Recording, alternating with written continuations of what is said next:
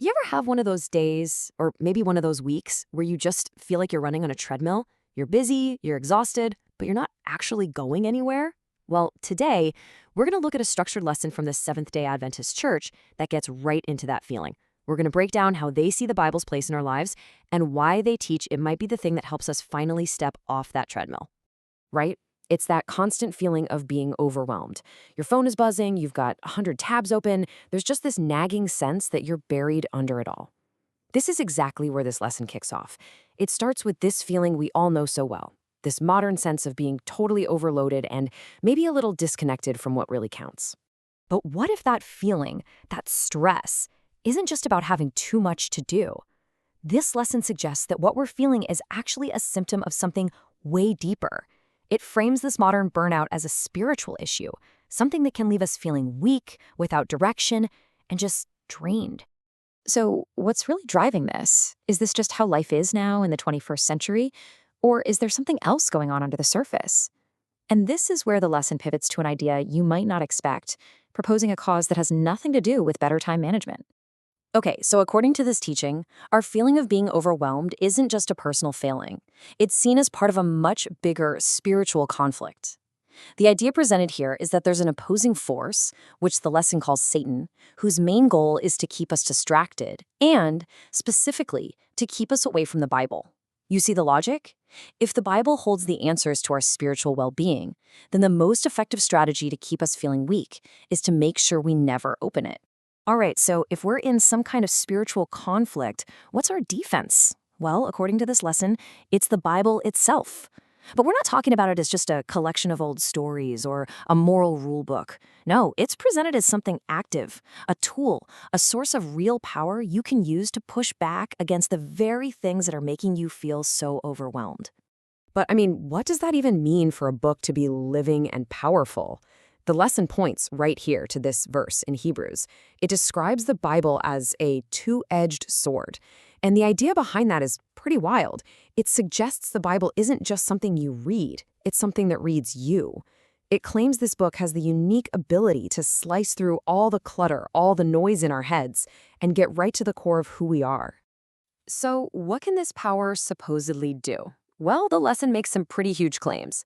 We're talking everything from reviving your spirit and giving you strength for your day, all the way up to creating worlds and raising the dead. Yeah, it's a massive leap, I know, but the core idea is that the same creative force that spoke the universe into existence is somehow captured and made available in the words of the Bible. And this is where it gets really, really interesting, because the lesson isn't just about what the Bible can do, it's about what the Bible claims to be. And let me tell you, these are some of the boldest claims you'll ever hear. Think about our world today. Truth feels flexible, right? Subjective. We've got a culture asking, is truth dead? And then you have the Bible, which doesn't just offer some truth, it presents itself as the absolute truth. In a time when we're skeptical of anything claiming to be the final word on, well, anything, that is an incredibly radical thing to say. Okay, so if the Bible is truth, what are we supposed to do with it? The lesson uses this fantastic metaphor. We're supposed to consume it, like food. And that image is so powerful, right? The idea is that our souls need nourishment, just like our bodies do. And this teaching presents the Bible as the essential meal for our inner selves. But, and this is a huge but, there's a catch. According to this lesson, just reading the words isn't enough. It's crystal clear on this point. Your attitude, the state of your heart when you come to the text, changes everything. It determines whether you get anything out of it at all. So what does it mean to have an open heart? Well, the lesson basically says it means showing up with humility. It's about being willing to be challenged, maybe even to be proven wrong. You don't come to it trying to justify what you already think. You come with a childlike faith, expecting to learn something. And that ability to learn and discern, that's what the lesson calls spiritual discernment. And it's framed as the absolute key to unlocking everything the text has to offer. And check out this story from the lesson that really puts this idea into action. There was a church pioneer named Chung who was jailed just for sharing his faith. You'd think that would break him, right?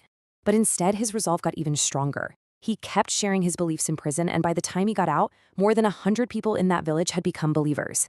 This is exactly what the lesson is talking about when it mentions the real, tangible power of the Bible in a person's life. So, how does a story about a man in prison connect back to us feeling stressed out on a Tuesday?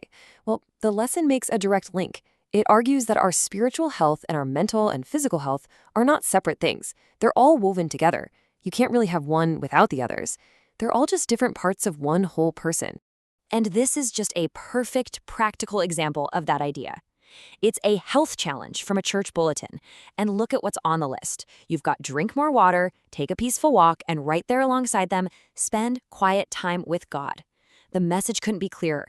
Taking care of your soul is just as vital as taking care of your body. They're both part of the same journey to feeling whole again. So it all comes down to this. What if the Bible isn't just an ancient book? What if it really is alive? And what if it actually has the power to cut through our confusion, to give us strength, and to reconnect us with something bigger? That's the challenge this lesson leaves us with. And honestly, no matter what you believe, that's a question worth thinking about.